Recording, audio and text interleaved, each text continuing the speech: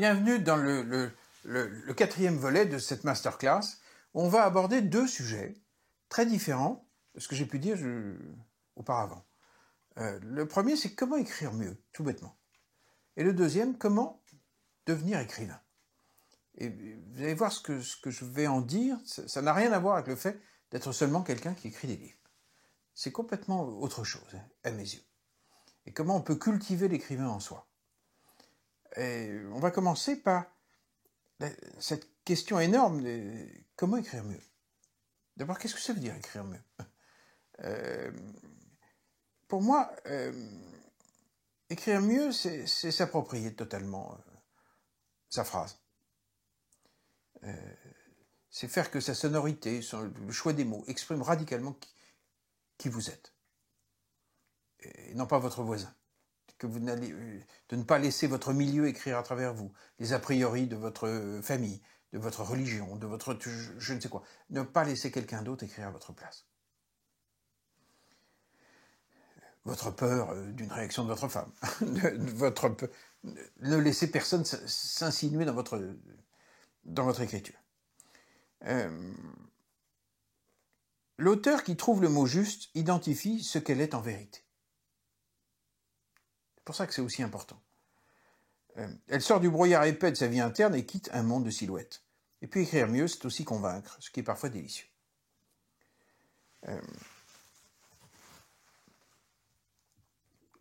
vais vous proposer 7 idées, très simples. Premièrement, réécris tout, absolument tout. Tout ce que tu écris.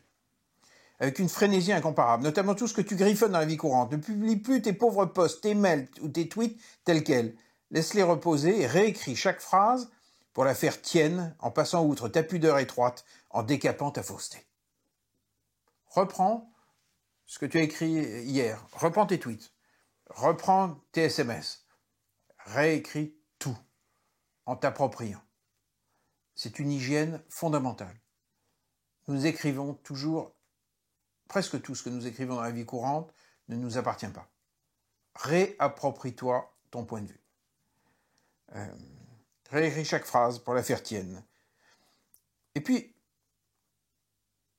fais quelque chose d'extrêmement transgressif. Réécris les grands classiques. C'est-à-dire, tu photocopies un chapitre de Flaubert et tu rayes ces phrases en les remettant dans ton regard. Pourquoi c'est très intéressant? Moi, je l'ai fait beaucoup lorsque j'étais plus jeune. Ça scandalisait Verny, mon éditrice, qui disait « comment tu oses ?» En fait, quand vous jouez au tennis, vous jouez toujours mieux avec quelqu'un qui joue mieux que vous. Eh bien, c'est pareil. Si vous partez d'un très grand texte, vous allez jouer au tennis avec quelqu'un qui joue remarquablement. Et appropriez-vous le texte.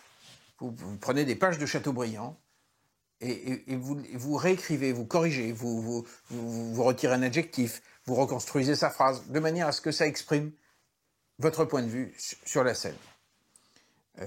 Corriger les génies fait indéniablement progresser. Rature-les, sans complexe, en voyoute amusé.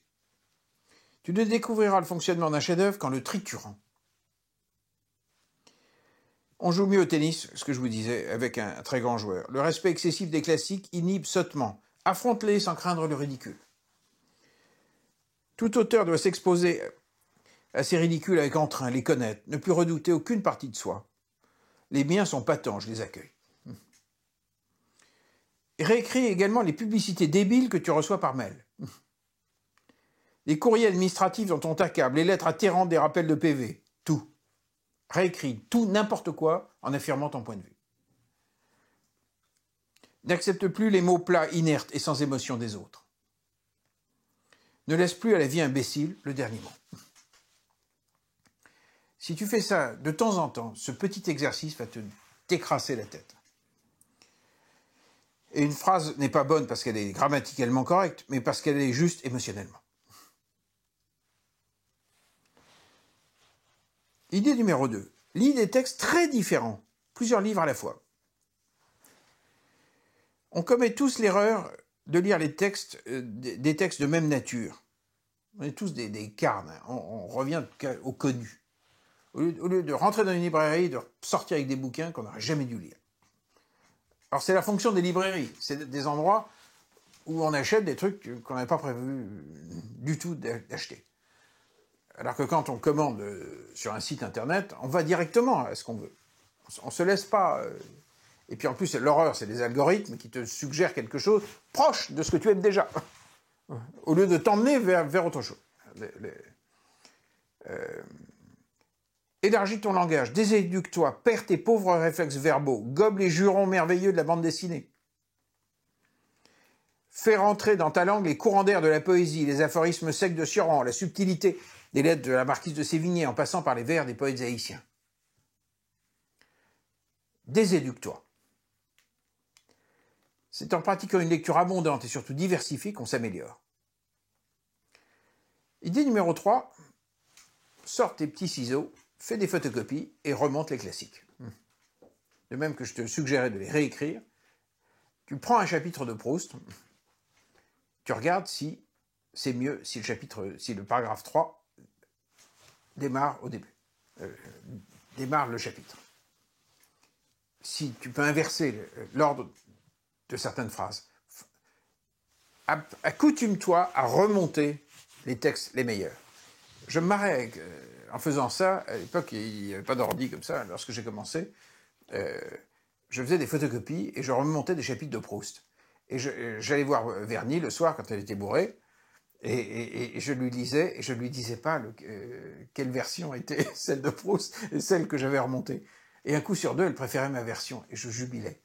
Ça le foutait en rogne, elle me disait que j'étais un malappris, un forban. N'empêche, ça m'a beaucoup appris. Donc, remonte les classiques.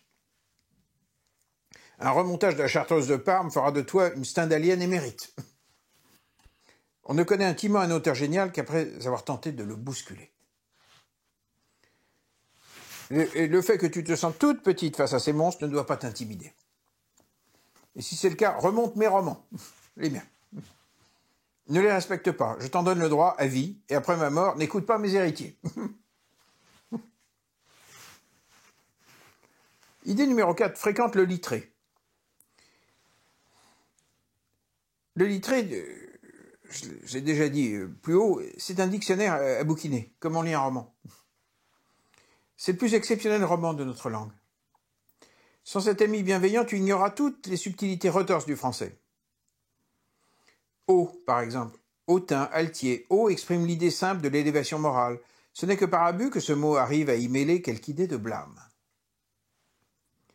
Il n'en est pas de même de hautain et altier qui sont toujours un excès. Hautain désigne un excès de hauteur d'âme qui se manifeste par les manières, par le langage.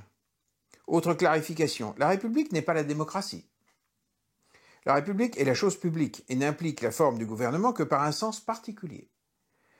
La démocratie, au contraire, exprime que c'est le peuple entier qui a le gouvernement ou qui le confère à des magistrats de son choix, élus pour un temps assez court. Je te recommande un site, littré.org. De temps en temps, tu fais une virée. Tu vas butiner pendant 1 heure. Et il y a aussi un lien très intéressant, c'est dictionnaire.usergi.fr. Formidable dictionnaire collaboratif d'usage. Idée numéro 5. Mets des mots sur ce que tu vis. Le soir. Nous ne mettons pas suffisamment de mots sur la complexité de ce que nous vivons. Y a-t-il un écart déplorable entre ce que tu vis et ce que tu sais en dire? Forcément. Un intervalle qui fait qu'on ne te voit pas vraiment. Nous vivons sans mots, hélas. Prends l'habitude d'écrire tes émotions, de les fouiller, de les traduire en termes précis. Le 11 septembre, par exemple, 2011, nous avons tous été envahis par des images impensables, sans mettre illico des mots sur ce qu'on voyait. Regarde les journaux de 20 heures et cherche les mots justes qui correspondent à ce que tu perçois véritablement. Ce soir, tu regardes le 20 heures. Ils vont employer des mots. Est-ce que ce sont les mots que tu ressens toi? Prends un petit bic, note. Tu reprends un gros titre du 20 heures.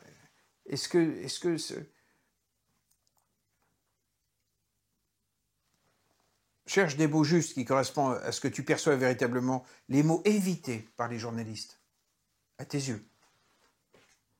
Écris ce qui a été tu, remplis les silences. quand tu regardes la télé. Prends également l'habitude de mettre des mots saignants sur ce qui te paraît inavouable. Décris ce qui te semble indicible, très malséant.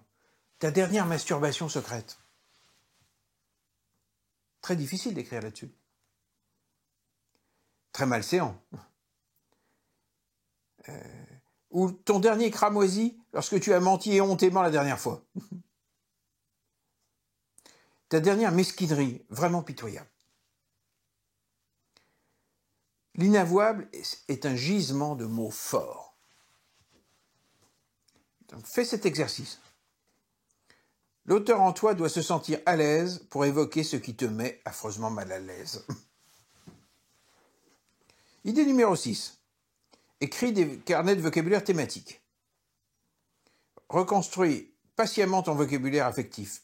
Amplifie-le. Au fil de tes lectures, tu soulignes, tu reprends. Regarde des tournures chez Victor Hugo, du coup, tu vas voir que ce type va employer des mots que tu connais de 1000 manières différentes. Note tous les mots qui éveillent ta sincérité, qui touchent énormément ta vérité, tes mots pieds d'appel.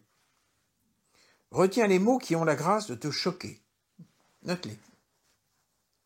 Et par-dessus tout, collectionne les mots de l'amour, ces termes vitaux. Sans ce combustible, ton cœur n'ira pas très loin. Tout le reste n'est que littérature. Idée numéro 7.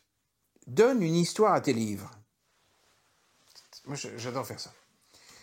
Acheter paisiblement des livres leur confère peu de valeur. Or, on traite mal ce qui est sans valeur. Augmente considérablement le prix des ouvrages de ta bibliothèque en les associant à une anecdote délicieuse, une audace partagée, ou en les piquant à tes amis. Si tu piques un volume dans la bibliothèque de ta belle-mère, tu vas te souvenir de ton petit frisson, des questionnements que tu auras eus. Ton livre aura une histoire. Et c'est pas très grave de piquer un livre à sa belle-mère. Et puis si c'est grave, tant mieux. Chacun aura une histoire particulière. Si tu vas acheter un petit livre délicieux, tu peux aussi draguer les libraires. Pas pour la conquérir, juste pour faire une histoire. Quand on fait entrer un livre important dans notre vie, on doit trouver l'adjuvant narratif qui en fait un événement.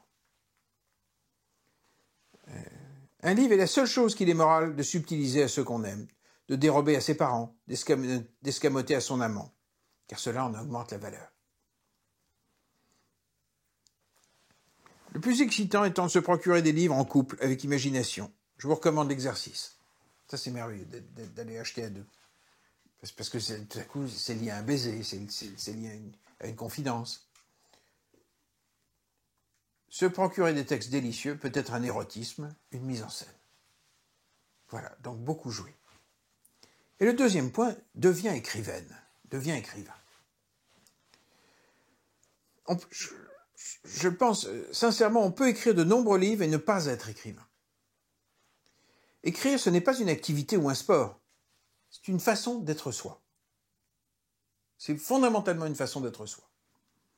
Deviens écrivain, c'est jouir sans cesse de convertir en mots le réel, en chapitres et en dramaturgie. C'est choisir avec délectation de croire en soi plutôt que dans ce que l'on voit. C'est cesser d'habiter le monde décevant. Révolte-toi contre le scandale inouï du réel. C'est de ne pas laisser à la réalité le dernier mot. Alors, mes conseils te paraîtront peut-être absurdes. Si c'est le cas, je te le répète, flambe vite ce livre, oublie mes conseils, et traite-moi de dément si ça te paraît convenable. Conseil numéro 1. Réécris souvent ton journal. Va au kiosque, tu achètes un canard, version papier, prends un bic. Chaque jour, achète un journal en version papier, réécris-le avec délice, biffe-le, contredis ses gros titres, raille le vocabulaire de ses colonnes qui ne te convient pas, révoque le point de vue de sa rédaction. Fais ça sur la page 1, la première page. Réécris ton journal. Garde le dernier mot. Choisis ta manière de nommer les choses. Un écrivain, c'est quelqu'un qui choisit son langage. Charles de Gaulle, qui était un énorme écrivain, n'a jamais employé le vocabulaire des autres. Par exemple, il n'a jamais dit l'URSS. Il disait la Russie. Pour lui, c'était l'Empire russe. Ou alors il disait la Russie soviétique, au maximum. Mais jamais l'URSS. Il gardait ses mots. Comme tout écrivain.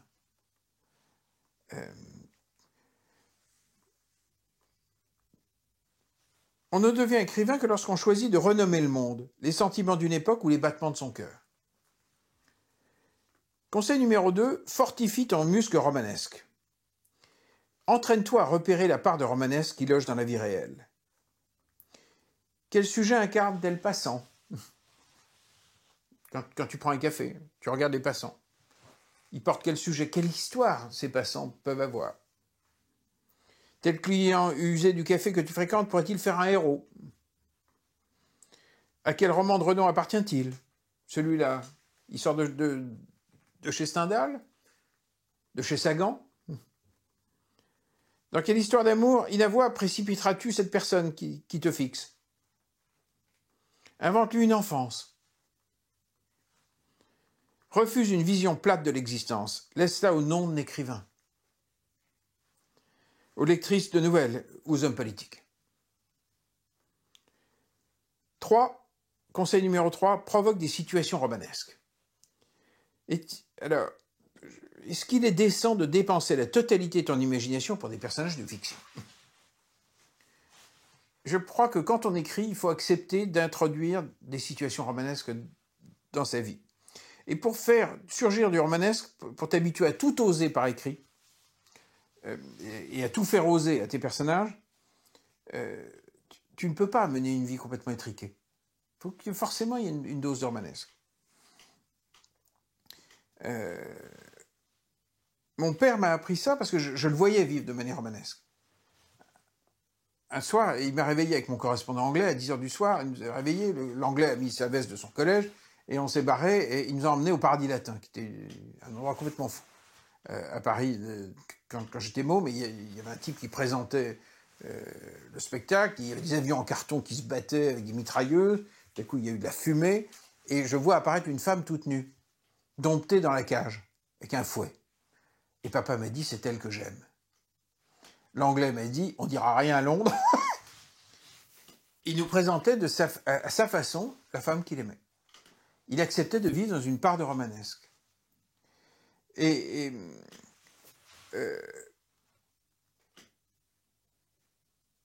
Conseil numéro 4, se mettre en risque de manière inconsidérée. Courez des risques, c'est le début du romanesque. Et le premier des risques, c'est de dire la vérité. Il y a un jour où je me suis livré à ce petit exercice. J'étais dans un café avec mon ordinateur, j'étais en train d'écrire, et il y avait un type qui galochait une fille, qui se roulait une pelle. Ils avaient l'air très amoureux. Je regarde, je trouve ça très beau. Et je m'aperçois qu'il y avait passé sur la place, devant la mairie du 17e arrondissement, une fille en mini-jupe qui avait des jambes absolument ravissantes. Le type était en train de l'embrasser, et je vois que le type, tout en embrassant la fille, regarde les jambes. Ses yeux viennent vers moi, il voit que je l'ai vu, il fait comme s'il ne m'avait pas vu, et il continue à embrasser la fille. Mais il regardait toujours la paire de jambes. Il finit de l'embrasser, je me suis avancé vers eux, et je lui ai dit, madame, j'ai dit la vérité. Je dis, madame, pendant que votre compagnon vous embrassait, vous voyez les jambes là-bas, eh bien, il avait les yeux qui suivaient les jambes. Et là, je me suis dit, je prends un coup de boule, je prends une paire de baffes, je ne sais pas ce qui va se passer. C'est-à-dire que quand on dit la vérité, en fait, on ne sait jamais ce qui va se passer. Et je suis tombé, en fait, sur un jeune couple de flics, tous les deux, ils étaient flics. Et le mec a dit, oui, c'est vrai. Elle est partie dans un fou rire, et elle a trouvé ça suprêmement élégant que le mec fasse pas semblant. Et en fait, on a bu un coup, et le moment a été assez fabuleux, c'est comme ça que j'ai appris qu'ils étaient flics. Et au fond, elle était encore plus amoureuse d'un homme qui ne niait rien. Quand on bascule comme ça dans la fiction en disant la vérité, on ne sait jamais ce qui va se passer. Et 9 fois sur 10, la vie répond quelque chose de beaucoup plus romanesque que ce à quoi on s'attend. Et quand on injecte ça dans sa vie, on n'écrit pas de la même manière. Je vous dis ça parce que moi, je suis fils d'écrivain, donc j'ai grandi là-dedans. C'est peut-être pas votre cas. Donc, peut-être que vous vous dites que c'est une activité qui est en dehors de la vie, qui est en dehors que ça peut être réservé à une maison de campagne où on va chez des copains écrire 2 mois pendant l'été. Non, c'est un mode de vie. Il faut absolument contester la réalité. Ne jamais l'accepter. C'est ça, écrire. Et croire aux mots plus qu'au réel. On touche là à l'essentiel. Il est possible d'écrire un livre sans croire que les mots sont le réel. Ça arrive à des gens très bien. Ce sont des auteurs de rencontres, pas des écrivains. Les écrivains de fibres sont lucides. Ils savent que les mots constituent la seule réalité durable. Le monde, le 19e siècle français, est contenu essentiellement dans les romans de cette époque. Et c'est ce que je vous disais au sujet de Balzac. Le mec n'est jamais sorti dans la rue, quasiment. Il n'a pas vu grand-chose. Mais les mots sont si puissants qu'ils ont fini par devenir, pour nous tous, le réel. Parce que Balzac pensait vraiment que les mots étaient le réel. Avec le temps, les mots finissent par donner chair au réel. Tous les scénarios de Goscinny, qui est ensuite illustré par Albert, Goscinny, ont fini par devenir le réel de l'imaginaire français. On n'imagine pas aujourd'hui la France sans le passé des Gaulois qui se battent avec des poissons et qui circulent avec des menhirs. Drogué d'écriture, poursuivi par des créanciers sans talent et gratté du papier. Là, je parle de Balzac. Chère apprentie écrivaine, fais comme ces dingos qui ont réussi leur coup. Confonds la réalité et ce que tu écris.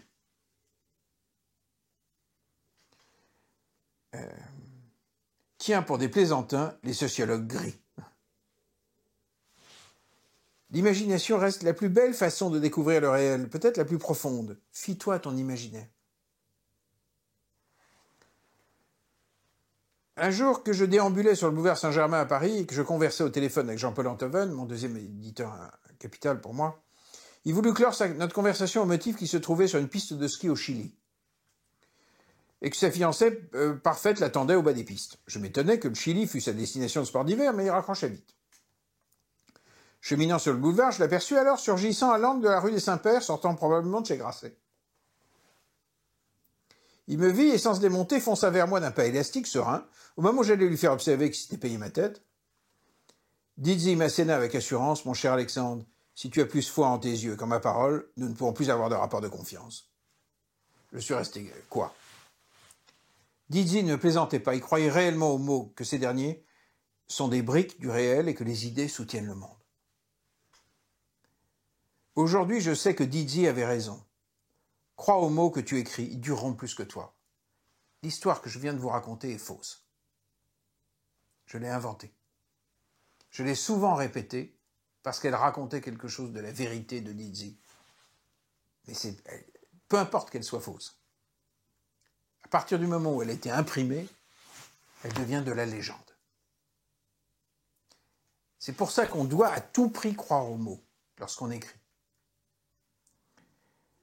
Et tiens pour évident que je suis bien incapable d'appliquer tous les conseils que je viens de polir dans ce petit livre prétentieux. En vérité, j'écris avec une sorte de joie hâtive et rageuse qui n'obéit à aucun principe. Peut-être que les trésors du cœur ne jaillissent-ils sur nos pages blanches que par inadvertance, en laissant courir la main sur le papier. Notre substance est si volatile, convenons que c'est souvent en rédigeant n'importe quoi qu'un auteur commence à dire les choses importantes. En profitant d'un moment stagnant, oublie donc toute méthode industrielle. Et